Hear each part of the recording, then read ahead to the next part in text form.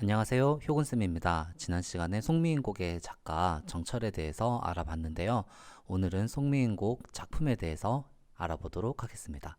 바로 시작할게요. 작품의 제목 송미인곡이라고 되어 있는데요. 정철이 3위인곡을 짓고 그 다음에 송미인곡 이렇게 지었어요. 그래서 이 속자는 속편, 2편, 두 번째 미인곡이다 이렇게 생각하시면 되고요. 여기서 미인이라는 거는 사전적인 뜻으로는 아름다운 사람이란 뜻인데 이 작품에서의 미인은 임 또는 임금을 의미한다 라고 생각하시면 될 것 같습니다. 그리고 곡은 노래 이런 뜻이죠. 자, 작품 바로 보도록 하겠습니다. 대가는 저각시 본뜻도 한데이고 천상백옥경을 어띠하여 니별하고 해다 저문 날에 누를 보러 가시는고 이렇게 돼 있는데 여기까지만 일단 한번 볼게요. 대가는 벼각시, 저기 가는 저각시. 자, 여기 각시의 동그라미 한번 해볼게요. 각시 동그라미를 했습니다. 그래서 을려라고 적어볼게요. 중심화자 을려. 이 작품은 두 명의 여인이 나와요. 두 명의 여인을 감녀, 을려 이렇게 지칭을 할 건데 그냥 임의로 감녀, 을려 이렇게 지칭을 한 거예요. 임의로 감녀, 을려 이렇게 지칭을 한 거고 이 작품의 중심 화자입니다. 그래서 이 내용은 뭐냐면은 여기서부터 여기까지 내용은 감녀가 을려가 아니라 감녀가 지나가다가 을려를 만나는 거예요. 너 이 시간에 여기 웬일이야? 너 왜 여기 있어? 왜 백옥경이 아니고 여기 있어? 이렇게 막 물어보는 그런 상황이라고 생각하면 됩니다. 자, 그래서 다음 보도록 할게요. 천상백옥경. 이 천상백옥경은 옥황상제가 있는 궁궐이란 뜻인데 임금이 있는 궁궐을 말하는 거예요. 천상백옥경을 어때하여 이별하고 이 부분에서 이별하고 이 부분 먼저 줄쳐봅시다. 이별했다.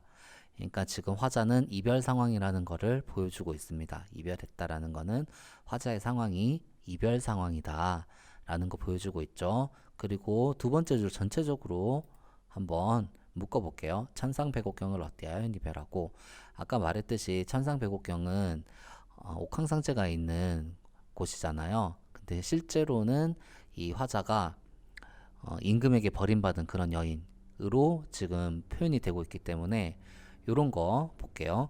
관직에서 물러난 작가의 처지를 천상계에서 버림받아 하계에 내려온 여인에 비유하고 있다. 이렇게 해석하면 될 것 같습니다. 관직에서 물러난 작가의 처지를 천상계에서 버림받아 하계에 내려온 여인에 비유하고 있다. 자, 계속 볼게요. 해 다 저문 날에 누구를 보러 가십니까? 이렇게 물어보는 거예요. 해 다 저문 날 여기도 줄 쳐볼게요. 해 다 저문 날에 누구를 보러 가십니까? 이렇게 되어 있는데 해가 다 저물었다. 이 부분도 줄 한번 쳐볼게요. 화자의 쓸쓸한 상황을 강조하고 있다. 해가 저물면서 이 분위기도 배경도 좀 쓸쓸한 분위기 이런 걸 만들어주고 있는 거죠. 자, 그래서 방금 얘기했던 것처럼 첫 번째 대에 가는 여기 첫 번째 여기서부터 가시는 곳까지 세 줄을 묶어 볼게요. 이렇게 묶습니다. 세 줄을. 그리고 이렇게 적어 보세요. 감녀의 질문. 왜 백옥경을 떠났는지 물어보고 있는 부분입니다. 두 사람이 대화하는 부분에서 감녀가 먼저 을려에게 질문하고 있는 그런 부분입니다. 이제 그 다음은 을려가 대답하는 거겠죠. 그래서 여기서부터는 을려가 계속 대답하는 그런 장면이 쭉 나옵니다. 을려의 답변이에요. 어와 내어이고 너로구나 이렇게 됩니다. 여기서 네 동그라미 해볼게요. 네, 네는 감녀입니다. 을려가 대답하는 거예요. 감녀가 먼저 물어봤고 을려가 너구나, 감녀 너구나, 반가워, 내가 할 얘기가 있어 그러면서 을려가 감녀한테 자기 이야기를 쭉 하는 그런 상황이에요. 여기서 네는 너 플러스 이 이렇게 해석하면 되겠죠. 그래서 너구나, 감녀구나. 요 두 사람이 한 사람은 중심화자, 한 사람은 보조화자 이렇게 해서 서로 대화체를 만들고 있다. 이내 사설 들어보. 사설은 이야기라는 뜻이에요. 내 이야기 좀 들어봐. 내 얼굴 이 거동이 님 개함직 한가마는 내 얼굴. 여기서 얼굴 한번 줄쳐볼게요. 현대국어에서 얼굴은 목 위에 부분을 얼굴이라고 하잖아요. 근데 중세국어에서의 얼굴은 몸 전체 또는 형태 또는 행동 이런 것들을 얼굴이라고 표현을 했거든요. 그래서 여기서는 몸이나 형태 이렇게 해석을 할게요. 이렇게 보면은 옛날에는 몸 전체를 의미했는데 지금은 목 윗부분을 의미하는 거잖아요. 그러니까 의미가 축소됐죠. 그래서 의미 축소가 된 그런 어휘다라는 걸 알 수 있습니다. 나의 이 모습이, 이 행동이 님 개함즉 한가마는 님에게 사랑받을 만한데 어떤디 날 보시고 내로다 여기실세. 여기서 내로다는 너희구나 이렇게 생각하시면 돼요. 어쩐지 날 보고 아 너로구나, 그냥 반가워서 내가 사랑받을 때, 님이 나를 사랑할 때는 나를 보면서 반갑게 맞아준 거예요. 너구나 이렇게 여긴 거예요. 그러니까 나도 님에게 사랑받는다고 생각을 했던 거죠. 나도 님을 믿었고 군 뜻이 전혀 없어.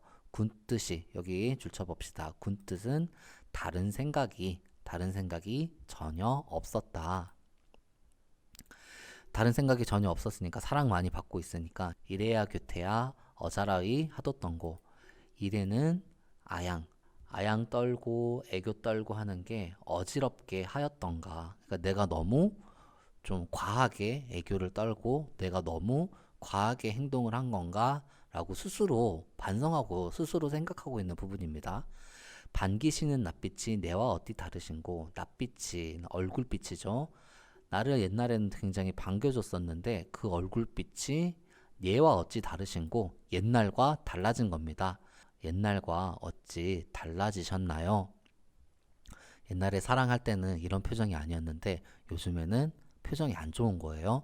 마음이 변했다는 거지. 이 부분 전체 쭉 줄 한번 쳐볼게요.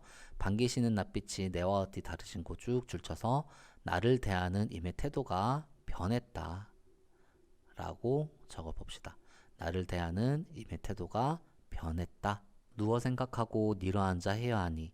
누워서 생각하고 일어나서 앉아서 또 헤아려 보고 이것저것 계속 생각을 해보는 거죠. 왜 그럴까? 내 몸이 지은 죄 매같이 쌓였으니. 내 몸이 지은 죄가, 내가 지은 죄가 산처럼 쌓여 있다. 하늘이라 원망하며 사람이라 허물하랴. 하늘이라 원망하랴 사람이라 허물하랴. 하늘을 원망할까 사람을 탓할까. 그러니까 하늘도 원망하지 않고 사람도 원망하지 않겠다 이런 거죠. 누구의 잘못이라는 거예요. 이 일이 벌어진 게 내 잘못이다 이렇게 생각하는 거예요. 자, 일단 여기 이래야 교태야부터 내 몸이 지은 죄 매같이 쌓였으니 여기까지 일단 한번 묶어볼게요. 자, 이 부분은 뭐냐? 을려가 생각하는 이별의 원인. 첫 번째로 자신의 탓이다. 내가 지은 죄가 너무 많고 내가 아양과 교태를 너무 많이 부렸고 이러면서 내 잘못이다. 임의 잘못이 아니라 내 잘못이다. 이렇게 생각을 합니다. 그 다음 볼게요. 하늘이라 원망하며 사람이라 허물하랴.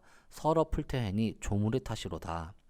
하늘도 원망하지 않을 거고 사람을 탓하지는 않을 거다. 그리고 서러 풀태하니 여기는 서러워서 풀어 생각해보니 조물의 탓이로구나. 조물의 탓이로다. 조물의 탓이로다 줄쳐볼게요. 지금 이 위에서는 하늘의 탓도 아니고 사람의 탓도 아니다 이렇게 했는데 조물의 탓이래요. 갑자기 조물의 탓이라는 말은 조물주의 탓이다 이 말인 거잖아요. 갑자기 내가 헤어진 거는 조물주 너의 잘못이야 라고 하면서 잘못을 떠넘기는 듯한 그런 느낌이 들 수 있는데 그렇게 해석을 하면 안 되고 아까 위에서 자신의 탓이라고 했던 것처럼 이렇게 생각해야 돼요. 조물주가 하늘도 만들고 인간도 만들고 나도 만들고 임도 만들고 이런 걸 다 정하잖아요. 정할 때 이미 나는 임과 만나다가 이 시기 때쯤 돼서 헤어지게끔 만들었다 이런 이야기예요. 그러니까 나는 헤어질 운명이었다 이런 거거든요. 이 말이 조물주를 탓한다, 처음 이걸 만든 사람을 탓한다 이렇게 해석하면 안 되고 원래부터 나는 임과 헤어질 그런 운명이었구나 이렇게 느끼고 있다. 이렇게 해석을 해야 됩니다. 그래서 을려가 생각하는 이별의 원인 두 번째로 조물주의 탓이라고 적어놨는데 그 옆에 운명론적 사고 요거를 적어 놓으세요. 나는 이별할 수밖에 없는 운명이었구나. 이렇게 생각하고 있다. 자, 그렇게 해서 여기까지 보면은 을려가 답변하는 부분이죠. 감녀가 먼저 물어봤고, 을려, 여기 웬일이야? 백옥경에서 떠나서 여기 왜 있어? 물어봤고, 을려는 거기에 대한 답변을 했습니다. 자신이 임에게 지는 죄가 쌓여있고, 조물주의 탓으로 지금 이렇게 헤어져서 나왔다. 라고 대답을 했습니다. 계속 볼게요. 글란생각마오 줄 쳐볼게요. 자, 이 글란생각마오는 누가 대답한 걸까요? 그렇게 생각하지 마 라고 위로해 주는 건데 을려가 계속 이야기를 했고 그 을려의 이야기를 들은 감녀가 위로해 주는 부분입니다. 글란생각마오는 감녀의 위로입니다. 감녀의 위로. 그랬더니 자, 요 다음부터는 다시 또 감녀는 말 한마디밖에 안 했어요. 그 다음부터는 또 전부 다 뭘까요? 을려의 대답입니다. 여기부터는 이렇게 묶는 표시 한번 해봅시다. 여기서부터 거의 맨 마지막 줄 하나 빼고는 다 을려의 하소연이에요. 이제 하소연이 시작됩니다. 을려의 하소연이 쭉 시작됩니다. 맺힌 일이 있어이다. 마음속에 맺혀있는 일이 있습니다. 님을 매셔이셔. 님의 일을 내 알거니. 님을 내가 모셔봐서 님의 일을 내가 잘 아는데 물같은 얼굴이 편하실 적이 몇 날 며칠 있고 물같은 얼굴, 여기서 물같은 얼굴이란 말은 아까 앞에서 얼굴 나왔었죠? 몸이라고 했잖아요. 물같은 몸, 그러니까 몸이 약하다라는 뜻이에요. 연약하다 뭐 이런 뜻이겠죠. 연약한 몸에 편하실 적이 몇 날이었을까. 그러니까 항상 연약한 몸을 걱정을 하고 있다. 춘한 고열은 어디하여 지내시며 춘한 고열 동그라미 해볼게요. 춘한 고열은 봄 추위와 여름 더위입니다. 봄에도 아직은 춥잖아요. 그래서 봄의 추위, 여름의 더위 어찌 지내시고 추일동천은 뉘라서 매셨는고 추일동천도 동그라미 해봅시다. 추일동천은 가을과 겨울의 날씨입니다. 가을과 겨울의 날씨는 누가 모셨을까? 죽조반 조성매 예와 같이 세시는가? 아침의 식사, 저녁 식사는 옛날과 같이 드시는가? 여기서 죽조반 조성매 여기도 동그라미 옛날과 같이 잡수시는가? 기나긴 밤은 어찌 자시는고? 긴 밤은 또 어떻게 주무실까? 계속 누구 걱정하고 있죠 지금? 계속 사랑하는 임을 걱정하고 있죠. 화자의 걱정거리들인데 이 모든 것들은 임에 대한 충성, 임을 계속 걱정을 하고 있는 거고 임금을 걱정하고 있는 거죠. 이런 거 사자성어로 뭐라고 합니까? 계속 걱정하는 거 노심초사 이렇게 얘기하죠. 노심초사. 그리고 여기에 뇌 줄쳐볼게요. 뇌 여기 있습니다. 이 뇌는 산을 말하는 게 아니고 임금이 먹는 밥을 말하는 거예요. 임금이 먹는 밥. 기나긴 밤은 어디 자시는고 여기까지 이렇게 끊어봅니다. 여기서 여기까지가 여기 감녀의 위로와 을려의 하소연. 감녀의 위로와 을려의 하소연. 첫 번째, 임에 대한 염려. 이렇게 정리가 되겠습니다. 감녀의 위로와 을려의 하소연 첫 번째, 임에 대한 염려. 계속 갈게요. 님다의 소식을 아무려나 아자하니 님다의 소식을 아무려나 아자하니 여기서 님다이 줄쳐볼게요. 님이 계신 곳 어디에 계시죠 지금? 서울 한양에 계시죠? 님이 계신 곳 한양의 소식을 어떻게든지 아무려나가 어떻게든 알자고 하니 오늘도 거의로다. 오늘도 시간이 거의 다 됐구나. 거의 시간이 돼서 님이 계신 곳의 소식을 전해줄 사람이 지금 못 오고 있는 거예요. 내일이나 사람 올까? 내일이나 어떤 사람이 오냐면 여기 생략돼 있죠? 임의 소식을 전해줄 사람이 내일은 올까? 이런 내용이에요. 자, 그래서 임의 소식을 계속 기다리지만 그 소식을 전해주는 사람은 오늘은 이제 시간이 다 돼서 오지 못하고 내일은 올까? 기다리고 있는 거죠. 내 마음 둘 데 없다. 어디로 가잔 말고 내 마음을 둘 곳이 없구나. 어디로 가자는 말인가. 계속 기다리다 보니까 마음을 둘 데가 없어서 어디로 갈까 하다가 에라 모르겠다. 높은 산에 가서 임해소식을 한번 보자 이러면서 산으로 올라갑니다. 잡거니 밀거니 높은 매에 올라가니. 잡거니 밀거니 이거는 산에 이렇게 올라가다 보면은 나뭇가지나 아니면은 바위나 이런 거 잡기도 하고 밀기도 하고 그렇게 하잖아요. 그러니까 이렇게 막 올라가는 거예요. 밀기도 하고 잡기도 하고 막 이러면서. 그러면서 높은 매에 올라가니 구름은 카니와 안개는 무사일고. 높은 산에 올라갔는데 구름이랑 안개 때문에 멀리 바라볼 수가 없어요. 이미 계신 한양까지 이제 시야가 보이지가 않아요.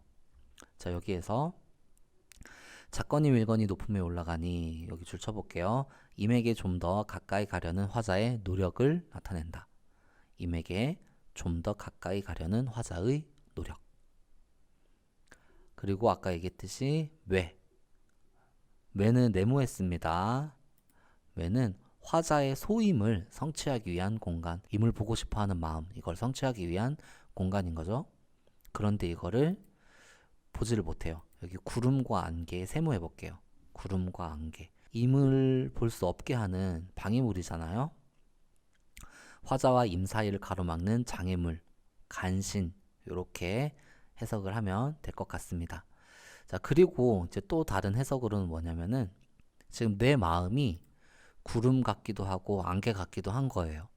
그러니까 서로 다른 해석입니다. 요거는 서로 다른 해석이에요. 장애물이라고 비유를 할 수도 있는 거고, 또 다른 해석으로는 지금 임을 보고 싶은데 너무 답답한데 내 마음이 구름과 안개처럼 뿌옇고 안 보이는 그런 상황인 거예요. 굉장히 답답한 거죠. 그래서 화자의 답답한 심정을 비유하고 있다. 이렇게 볼 수도 있습니다. 산천이 어둡거니 1월을 어찌 보며. 산과 내가 어두운데 달과 해를 어떻게 보며 지척을 모르거든 천리를 바라보랴. 발 아래를 볼 수 없는데 천리를 어떻게 바라볼까. 구름과 안개 때문에 주변이 어둡고 발 아래도 안 보이는 상황입니다. 당연히 사랑하는 사람의 모습을 볼 수가 없겠죠. 자, 다음 차라리 물가에 가 백길이나 보려 하니 바람이야 물결이야 어둥경 된더이고. 산으로 올라갔는데 실패했잖아요. 이제는 바닷길을 봅니다. 물가에 네모하세요. 아까 전에 산이랑 똑같습니다. 화자의 소임을 성취하기 위한 공간. 길로 임의 소식을 전해줄 사람이 올까? 이렇게 가보는 거예요. 근데 바람과 물결이 너무 많아. 그러니까 배가 움직일 수가 없는 상황인 거예요. 바람과 물결 세모할게요. 똑같습니다. 화자와 임 사이를 가로막는 장애물, 간신. 그리고 또 하나 다르게 해석하면은 화자의 심란한 심정을 비유. 이렇게 해석할 수도 있습니다. 화자가 지금 너무 심란해서 마음속에 막 물결치고 있는 거예요. 바람이 많이 불고 있고. 이렇게도 비유를 할 수 있습니다. 사공은 어디 가고 빈 배만 걸렸는고. 배는 원래 사공이 있어야지 배가 움직일 수 있잖아요. 근데 물가에 나가봤더니 배는 하나 있는데 사공이 없고 배 혼자 덜그러니 있는 거예요. 굉장히 쓸쓸해 보이는 거지, 배가. 근데 이 배의 처지가 자신의 처지랑 좀 비슷한 것 같아요. 그래서 이걸 보면은 사공은 어디 가고 빈 배만 걸렸는고, 이렇게 하면 본인이 쓸쓸하다라는 표현은 하진 않았는데 왠지 쓸쓸한 감정이 막 느껴져. 그래서 이 빈 배 한번 동그라미 해볼게요. 이거는 화자의 외로움을 강조하는 객관적 상관물이다. 화자의 외로움을 강조하는 객관적 상관물. 자, 여기서 객관적 상관물이 뭐냐? 화자의 사상과 감정을 간접적으로 드러내기 위해 사용되는 사물이다. 여기 간접적이라는 말에 이제 포인트가 있습니다. 화자의 정서는 외로움이에요. 외로움. 혼자 있는 거에 대한 외로움. 근데 물가에 사공 없이 혼자 둥둥 떠 있는 저 배 보고는 되게 외롭네 라는 나의 외로움이 좀 심화되는 그런 느낌이 있습니다. 이렇게 화자의 외로움을 심화시키는 그런 어떤 사물로, 객관적 상관물로 빈 배가 활용이 되었다라고 이해하시면 될 것 같아요. 강천에 혼자 서서 지는 해를 굽어보니 님다의 소식이 더욱 아득한 데이고 강천에 혼자 서서 지는 해를 굽어보니 님 계신 곳의 소식은 더욱 아득하구나. 자, 여기까지 끊는 표시 한번 해볼게요. 을려의 하소연 두 번째. 임의 소식을 알고 싶은 마음. 산에도 갔다가 강에도 갔다가 그러면서 임의 소식을 알고 싶어 하고 있습니다. 을려의 하소연 두 번째. 자, 계속 보면은 모처음 찬 자리에 밤중만 돌아오니. 모첨이라고 하는 거는 초가집. 이 사람이 이제 초가집에 살고 있어요. 찬 자리에 한밤이 되었는데 반벽청등은 뉘를 위하여 밝았는 곳. 반벽청등에 동그라미 한번 해볼게요. 반벽청등. 벽에 붙어있는 등불이라는 뜻이에요. 벽에 붙어있는 등불은 지금 밤이 되었는데 한밤에 깜깜하잖아요. 깜깜한데 등불에 불이 하나 딱 켜져 있어요. 근데 이 등불이 덩그러니 켜져 있는데 이 등불 누구 위해서 켰을까요? 사랑하는 사람이 이 등불 보고 나를 찾아오기를 바라면서 등불을 켜놨지만 아무도 찾아오는 사람이 있다 없다. 없다. 벽에 붙어있는 이 등불은 덩그러니 혼자만 계속 불빛이 날 뿐 아무도 이 불빛을 보고 찾아오는 사람이 없는 거예요. 그러니까 이것도 아까 전에 이 빈배와 같이 화자의 외로움을 강조하고 있는 그런 뭐가 된다? 객관적 상관물이 된다. 임의 부재에 따른 외로운 심정을 부각하는 객관적 상관물. 그러니까 객관적 상관물 두 개가 나온 겁니다. 빈배, 반벽청 등 이게 자신의 어떤 외로움 처지를 부각시키는, 강조하는 그런 사물로 쓰이고 있다. 객관적 상관물로 쓰이고 있다. 계속 갑니다. 오르며 나르며 해 뜨며 바자니 올라가기도 하고 내려가기도 하고 헤매기도 하고 서성거리기도 하고 그렇게 하루 종일 왔다 갔다 하고 있었어요. 적은던 역진하여 풋잠을 잠깐 드니 적은던 어느새 역진하여 힘이 다하여 피곤한 거예요. 풋잠을 잠깐 드니 잠깐 졸았습니다. 자, 여기 오르며부터 잠깐 드니까지 묶어볼게요. 오르며부터 잠깐 드니까지 묶어서 낮 시간의 행위들을 간략하게 제시하고 있다. 낮 시간에 산도 올랐고 내려와서 물가로도 갔었고 그리고 여기저기 돌아다니고 하다 보니까 피곤해서 잠이 잠깐 들었죠. 낮 시간에 이렇게 다양한 일들을 많이 했어요. 정성이 지극하여 꿈에 님을 보니, 자, 정성 줄쳐볼게요. 임을 보기 위해 기울였던 노력. 계속 임을 보고 싶어 했잖아요. 근데 현실에서는 보지 못했고 꿈 줄쳐볼게요. 꿈은 임을 볼 수 있는 매개체. 현실에서는 볼 수 없었고 꿈에서 드디어 임을 만나게 되었습니다. 옷 같은 얼굴이 반이나마 늙어세라. 몸이 반쪽이 된 거예요. 많이 늙고 몸이 반쪽이 됐고, 그러니까 내가 이렇게 힘든 만큼 사랑하는 그 사람도 내 꿈속에서 그렇게 힘들었다. 꿈속에서 그렇게 본 거예요. 실제가 아니에요. 실제로는 아마 잘 살고 있을 확률이 높죠. 마음에 먹은 말씀 슬카장 살자하니 마음에 먹은 말씀 줄칠게요. 어떤 말씀 하고 싶을까요? 어떤 말 하고 싶을까요? 만나면 하고 싶었던 말, 사랑한다, 보고 싶다, 그리웠다, 뭐 이런 말 하고 싶었겠죠. 임에 대한 화자의 사랑과 그리움이 담긴 말을 실컷 하려고 했는데, 슬카장은 실컷이란 뜻이에요. 실컷 하려고 했는데 눈물이 바로 나니 말씀인들 어이하며 정을 못 다하여 목이조차 메어하니 오련된 개성이 잠은 어디 깨뒀던고. 눈물이 바로 나니 말을 하려고 했는데 목이 메어가지고 울컥해가지고 눈물이 먼저 난 거예요. 눈물 계속 나니까 목이 메이고 그러다 보니까 말을 한마디도 못했어요. 그렇게 말을 못하고 있는 상황인데 오련된 개성, 방정 맞은 닭소리거든요. 자, 닭소리인데 닭소리도 세모해볼게요. 꿈에서나마 임을 보고자 하는 화자의 노력을 방해하는 존재. 이 닭소리가 알람이에요. 알람 소리가 막 울리면서 살짝 잠들었는데 잠에서 깨어버렸어요. 그러니까 이 닭이 굉장히 원망스럽겠죠. 꿈에서나마 임을 보고자 했는데 그 화자의 노력을 방해하고 있다. 그리고 여기까지 묶는 표시를 하고 을려의 하소연 세 번째, 임에 대한 간절한 그리움이 나타납니다. 임에 대한 간절한 그리움. 자, 그 다음 이제 마지막입니다. 어와 허사로다. 이 님이 어디 간고. 아, 모든 게 헛된 일이구나. 이 님이 어디 갔을까? 그냥 꿈에서 깬 거예요. 어디 간 것도 아니었죠. 결에 내려앉아, 결에 내려앉아 이 말은 꿈결에 이제 꿈에서 살짝 깬 그런 거. 꿈결에 일어나서 앉아서 창을 열고 바라보니 어여쁜 그림제 날 좇을 뿐이로다. 여기서 어여쁜 그림제, 어여쁜 무슨 뜻인지 알아요? 어여쁜? 지금의 어여쁜은 예쁘다라는 뜻이잖아요. 중세국어에서의 어여쁜은 불쌍한, 가여운 이런 뜻이에요. 그래서 어여쁜 그림자는 불쌍한 그림자입니다. 이 불쌍한 그림자는 누굴까요? 사실은 여기 아무도 없잖아요. 나예요, 나. 여기서 어여쁜 그림자, 이거는 자기 자신입니다. 날 좇을 뿐이로다. 여기 전체적으로 줄 쭉 한번 쳐볼게요. 어여쁜 그림제 날 좇을 뿐이로다. 꿈속에서 임을 만나고 꿈에서 깬 화자가 느끼는 쓸쓸한 심정을 간접적으로 표현하고 있다. 꿈속에서 임을 만나고 꿈속에서 깬 화자가 느끼는 쓸쓸한 심정을 간접적으로 표현하고 있다.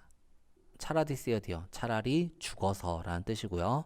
나궐이나 대하이셔, 나궐이나 대하겠다. 나궐의 동그라미 해볼게요. 나궐은 지는 달이거든요. 지는 달. 달은 어떻냐면은 달빛을 비춰주잖아요. 사랑하는 사람에게 닿을 수 있게, 빛으로나마 닿을 수 있게 그렇게 비춰주고 싶은 그런 심정에, 여기서는 만나지도 못하니까 죽어서 달이 되어서 달빛으로나마 님을 느끼고 싶다, 이런 거예요. 님을 느끼고 싶다. 그래서 나궐은 화자가 임에게 자신의 사랑과 그리움을 전달하는 매개체, 첫 번째인데, 이거는 상대적으로 소극적이다 라고 해석을 합니다. 왜냐하면 뒤에 좀 더 적극적인 소재가 나타나거든요. 일단은 이렇게 한번 정리해 놓으면 좋을 것 같아요. 화자가 임에게 자신의 사랑과 그리움을 전달하는 매개체 첫 번째, 그리고 소극적, 요거는 꼭 적어 놓으세요. 나궐이나 되어서 님 계신 창 안에 번듯이 비추리라. 지는 달이 되어서 님이 계신 창 안을 환하게 비추고 싶다 라고 누가 여태까지 얘기를 했습니까? 글란 생각 마오 그 다음부터 라고 을려가 계속 얘기하고 있습니다. 을려의 결심은 죽어서라도, 여기 도가 빠졌어요. 죽어서라도 임을 따르고자 함. 자, 이렇게 을려가 계속 이야기를 했고, 이제 마지막으로 이제 감녀가 한마디 대답을 하고 마무리가 됩니다. 각신님, 을려를 부르는 거죠. 각신님, 달이 약하니야 달은 물론이거니와, 달 말고 이런 뜻이에요. 달 말고. 이 사람이 지금 달 되고 싶다고 했잖아요. 각신님, 달은 물론이거니와 달은 말고 굳은 비나 되소서. 굳은 비에 동그라미 해볼게요. 굳은 비 동그라미 해봅시다. 굳은 비는 화자가 임에게 자신의 사랑과 그리움을 전달하는 매개체 두 번째 소재로 쓰였습니다. 을려는 나궐이 되겠다고 했고, 그 말을 들은 감녀가 나궐이 아니라 굳은 비가 되소서라고 이야기를 했다는 거죠. 비의 속성을 한번 생각해 보면은 나궐은 그냥 빛만 비추는 건데, 굳은 비는 뚜둑뚜둑 떨어지고 몸에 닿을 수도 있잖아요. 그런 걸로 생각해 봤을 때에는 상대적으로 나궐보다는 굳은 비가 적극적이다. 그 사랑을 표현하는 데에서 좀 더 적극적인 소재다 라고 할 수 있다 라는 거죠. 자, 그래서 여기까지 보면은 감녀의 조언, 이렇게 해서 마무리가 됩니다. 작품을 그래서 이렇게 한번 처음부터 끝까지 쭉 살펴봤습니다. 자, 바로 핵심 정리로 한번 가보도록 하겠습니다. 자, 핵심 정리. 갈래는 가사였고요. 성격은 서정적, 자신의 마음을 표현을 한 거고, 충신 연주지사, 충신이 임금을 사모하는 마음을 담았다, 이런 뜻이에요. 충신이 임금을 사랑하는 마음, 사모하는 마음을 담았다. 운율은 3사조 또는 4사조, 시조의 운율이 그대로 이어지고 있죠. 사음보가 계속 이어지고 있습니다. 구성은 서사, 본사, 결사의 3단 구성, 제재는 임에 대한 그리움, 주제는 연군의 정. 특징, 임과 이별한 여인의 마음에 빗대어 연군의 마음을 표현하고 있다. 그리고 보조화자를 설정하여 대화체로 시상을 전개한다. 세련되고 뛰어난 우리말 표현을 구사한다. 이런 특징이 있습니다. 자, 전체 구성 아까 보면은 서사, 본사, 결사 이렇게 세 부분으로 나눈다고 했잖아요. 서사 부분은 임과 이별한 사연, 감녀, 을려가 서로 질문하고 답하는 부분, 그 다음에 본사는 임에 대한 사랑과 그리움 해서 감녀의 위로와 을려의 하소연 1, 2, 3 있었죠. 그리고 결사 부분에서는 죽어서라도 임을 따르겠다는 마음으로 을려가 결심하고 감녀가 조언하는 이런 구성으로 이루어졌습니다. 감녀와 을려의 역할. 이 감녀와 을려는 작품 안에서 서로 나눠졌지만 서로 대화를 하게끔 유도를 하고 그 유도에 맞춰서 자신이 하고 싶은 말을 다 풀어낼 수 있게끔 만든 장치인 거죠. 그러니까 이 두 사람 모두 작가가 자신이 하고 싶은 말을 좀 더 효과적으로 드러내기 위해서 대화체로 이렇게 만든 거예요. 작가의 의도를 효과적으로 드러내기 위해 설정된 인물들이다. 감녀는 보조적인 위치에 있고 작품의 전개를 돕는 기능적인 역할을 하고 있다. 큰 특징이 있는 건 아니었죠. 그리고 극적인 결말을 맺게 한다. 을려가 생각한 것보다 더 적극적인, 더 과감한 그런 결정을 내리라고 조언을 해주죠. 자, 을려는 작가의 생각을 대변하는 중심 화자이고 작품의 주제 구현을 위한 중심적인 역할을 하고 있다. 작품의 정서적 분위기를 주도하고 있다. 여성 화자 설정의 효과.